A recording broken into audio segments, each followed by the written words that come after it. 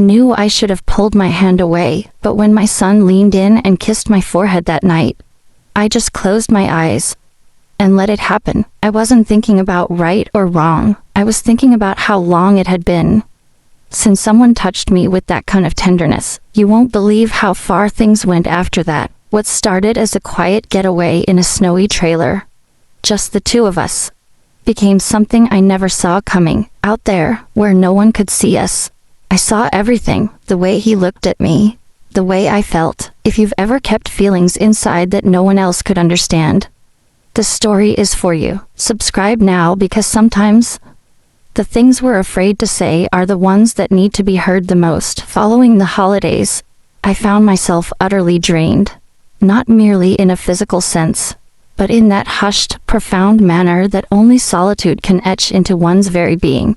A weariness that remains hidden beneath the surface, yet permeates deep within your very essence. When Ethan, my 19-year-old son, proposed that we escape for a week, just the two of us, I found myself refraining from probing too deeply. He had discovered a trailer in the Rocky Mountains, cradled within a secluded, snow-laden valley, distant, tranquil, no Wi-Fi, no neighbors, he remarked, a half-smile playing on his lips, the same one that had once saved him from countless predicaments at the age of 10.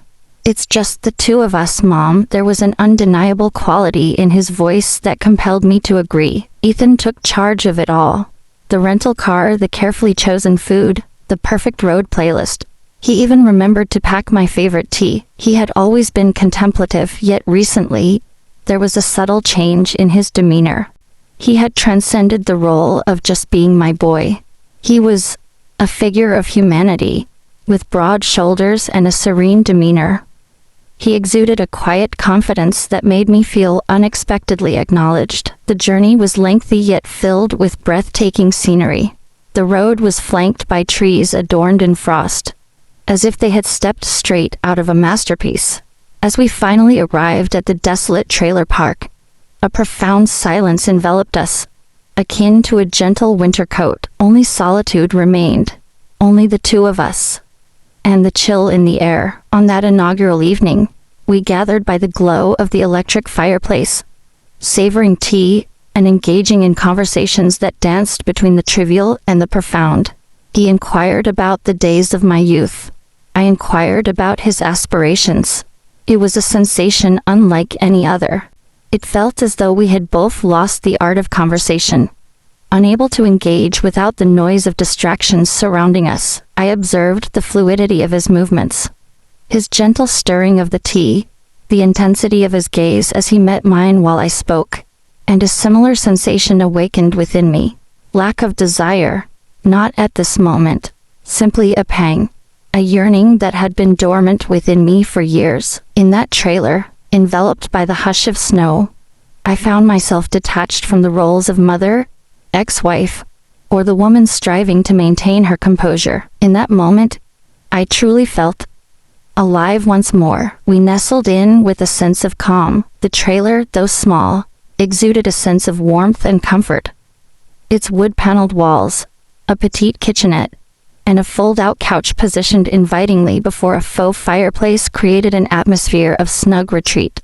It lacked opulence, yet in that instant it seemed sufficient, exceedingly sufficient. Outside, the snow descended in languid, weighty flakes, a silence that enveloped the world, rendering every moment as if it were suspended in time.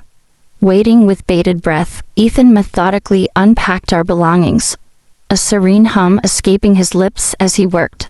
I settled onto the couch, my gaze fixed upon him. I recalled the days of packing his school lunches, tying his little shoes, and now, here he stood, taller and stronger than I, effortlessly laying out blankets and tea without a word of prompting. At some moment, I must have worn a smile. "Are you all right, Mom?" he inquired, casting a fleeting glance over his shoulder. "I'm simply delighted to be present," I expressed. He inclined his head slightly, then approached and draped a gentle wool blanket across my